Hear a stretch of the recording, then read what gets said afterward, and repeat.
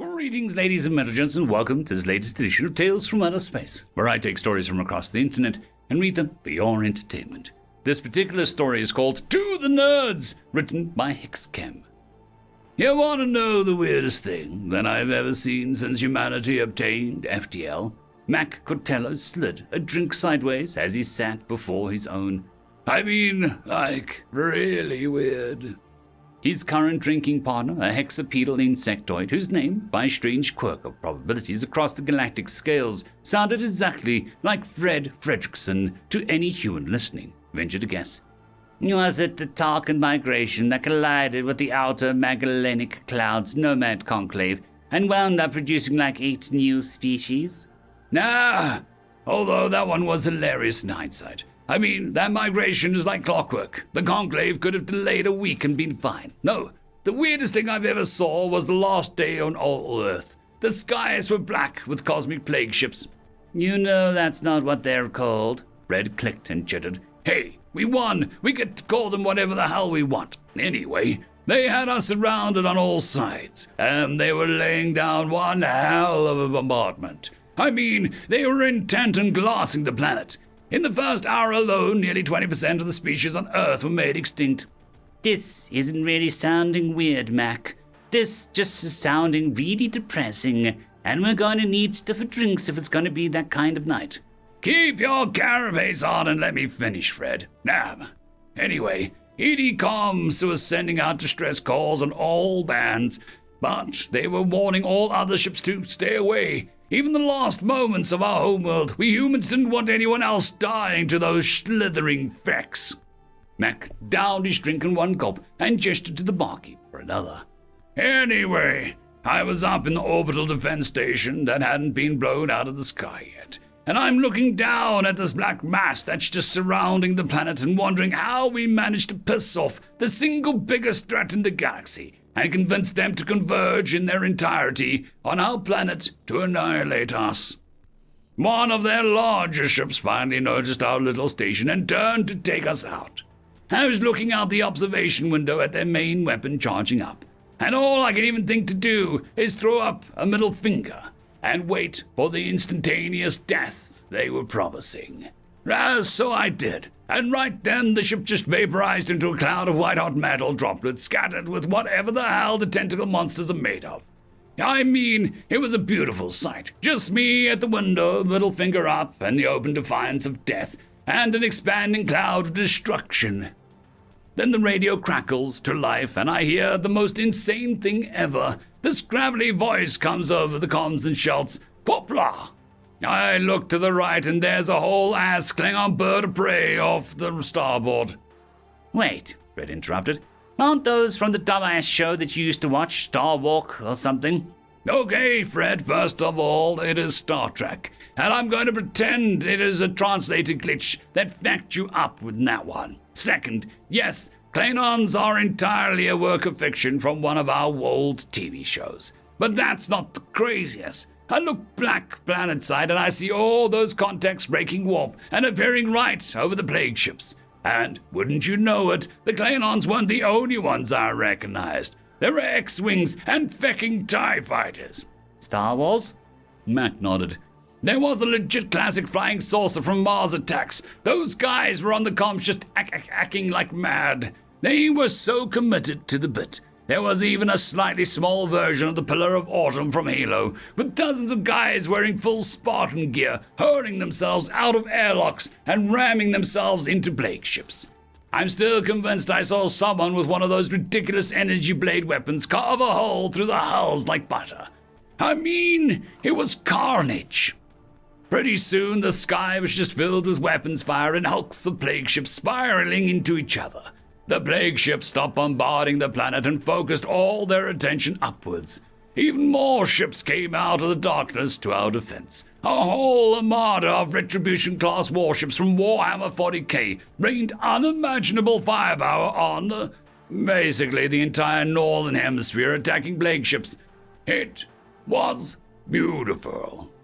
Fred gestured for a refill as he set his empty glass aside.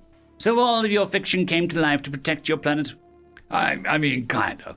Once all the plasma cooled and the debris started to congeal, We got the chance to exchange video comms with the Klingons. You wouldn't believe it, but it was just a bunch of deeply committed nerds wearing varying degrees of quality of prosthetic face ridges, sporting bat'lass and shouting whatever words in Klingon they knew.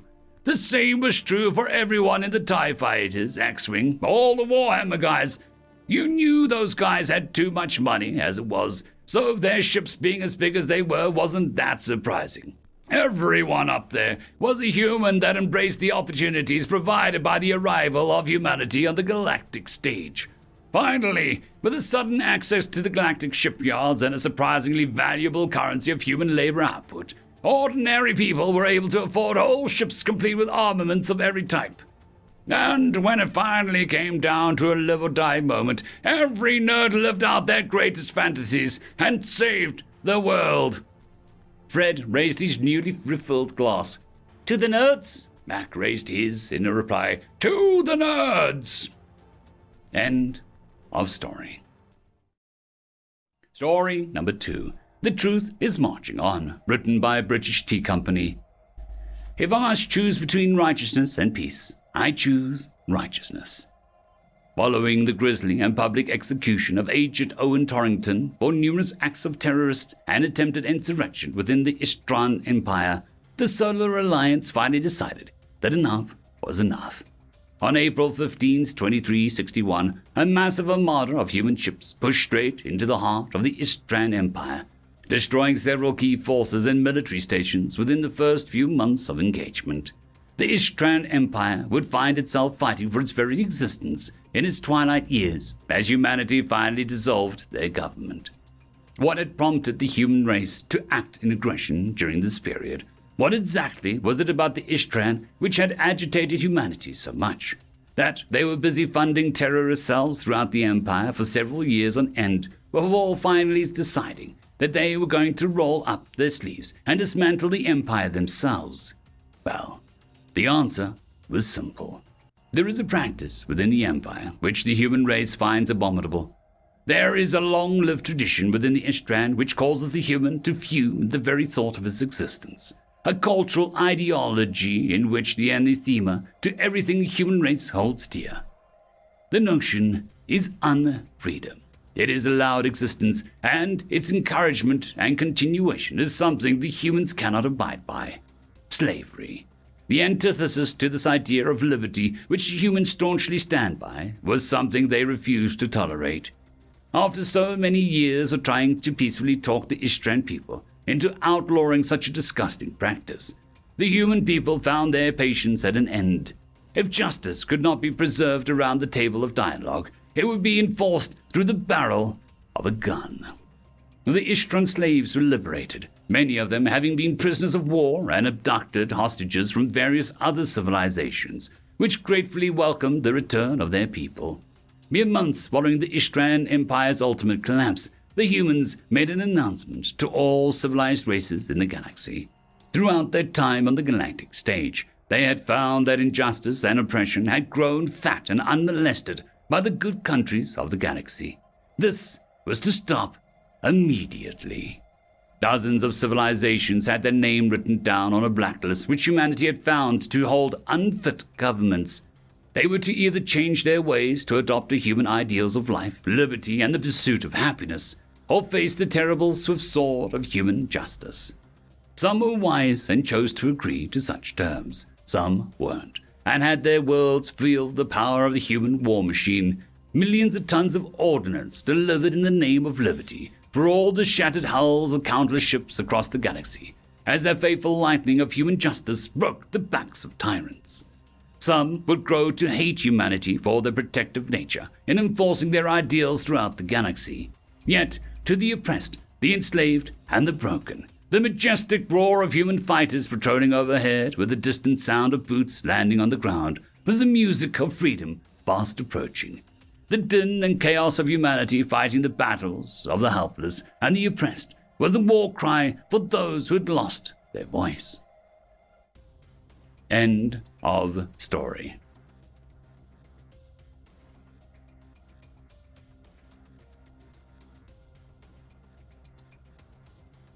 There is a new legend on the horizon. Blueberry Cat has taken the T6 Patreon spot. Thank you very much, and I'm sure that I speak for everyone when I say that.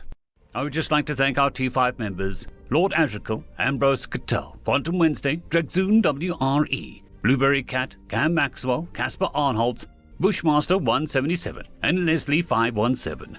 Thank you very much.